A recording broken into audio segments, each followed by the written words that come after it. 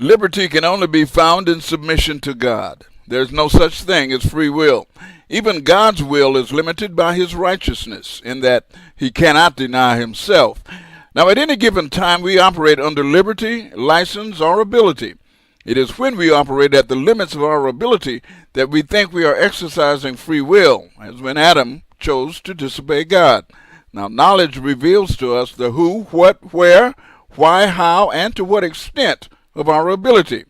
Of these, the most important are how and why. Of these two, why is most important for the Christian because it denotes purpose. Atheist scientist Lawrence Krauss says how, or that which relates to ability, is more important. Really, the why question is stupid. Okay, everyone who has kids knows that. Wait, which why question are you talking about? Eventually you keep saying, why, and the only answer is go to bed. Okay? and so the point is that what we really mean is how.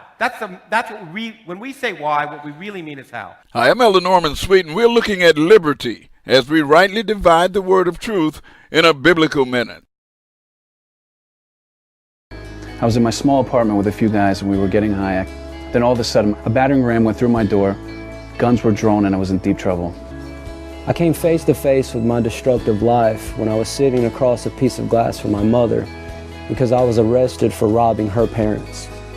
We don't do outpatient, and we don't do a shortened version of Teen Challenge. It's the entire program, and there's no compromise. Our success rate is almost 80%. All life is motivated by purpose. The plant turns toward the sun to sustain its life, fulfilling the base purpose of life, self-preservation. Liberty, license, and ability, the least of these is ability. Richard Dawkins is probably the best-known atheist in the world. His inability to see God's real purpose for his life is caused by his obsession with the handiwork of God, or the how. You can ask, what are the factors that led to something coming into existence? That's a sensible question. But what is the purpose of the universe is a silly question. The works of creation reveal the presence of God, but it is through the Word of God that we see his purpose for our lives. It is only then that those who seek him are able to fulfill his purpose. And we know that all things work together for good to them that love God, to them who are the called according to his purpose. For whom he did foreknow, he also did predestinate to be conformed to the image of his Son, that he might be the firstborn among many brethren. Hebrews 11:6 says, without faith it is impossible to please God, for he that cometh to God must believe that he is, and that he rewardeth them that diligently seek him.